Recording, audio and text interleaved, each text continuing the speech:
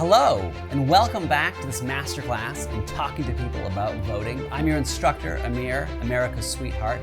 And the last time we said that talking to voters is not about changing their minds. Well, how can that be, right? They didn't vote before. We want them to vote now. Surely changing their minds is some part of the equation. Well, the answer is that voting is a bit like going to the Renaissance Festival.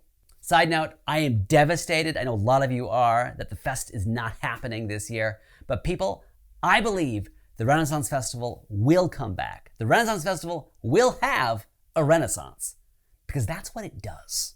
So, okay, what percentage of the population do you think knows about the Renaissance Festival?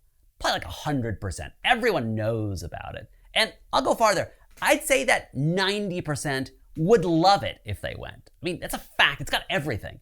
It's got jousting, giant turkey drumsticks, people eating fire, bad English accents, mermaids. They added mermaids now, which, as we all know, were a prominent part of Medici Florence. And yet, out of everyone who would love the Renaissance Festival, not everyone goes. So why is that? I mean, they'd all love it. Well, think about it. If everyone you know is going to the fest or talks about going to the fest, there's a stronger chance that you'll go too. You'll go because it's pleasurable, but also because your world is going. Contrary-wise, if no one you know goes to the fest, and it's not a thing people talk about, you probably won't.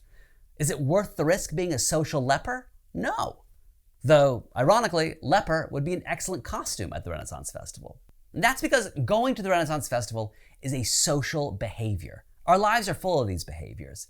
If you ask us why we do them, we'd give our personal reason, but we'd consistently miss how much of our choice is shaped by the people around us. They're social not because we do them in groups, but because whether we do them or not has a lot to do with the people around us. Consider this. It wasn't too long ago when certain behaviors that seem normal now, like eating sushi or shopping at a bulk store or yoga, these were socially ludicrous, right? They were punchlines.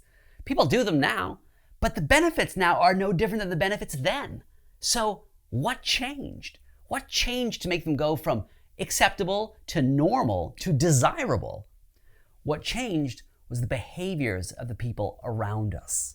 And voting is a social behavior. It's easy to miss because we typically describe it as a solo thing, right? Your individual duty, your individual right. And all that's true. But while the physical act of voting is solo, and you're expressing your singular voice, voting is a social behavior. You do it because people in your circle are doing it. You do it because you feel like you belong to the kind of people who care about voting. And so every time a non-voter is in a conversation that involves the importance of voting, the world around them changes. Right? They can never go back to a world where they didn't know someone who cares about voting. You do. And that's really what you're doing when you're talking to a non-voter. You're changing the world around them to make it easy for them to choose to vote if they want to help them see themselves as a voter. I might do that, right? I know someone who does that. I might do that too.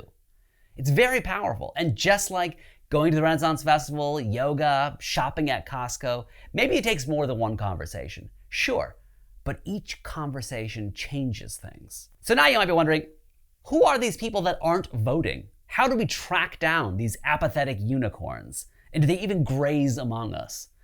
Well, we will have the answer to that question, along with the only number you ever need to know, coming up in the next class.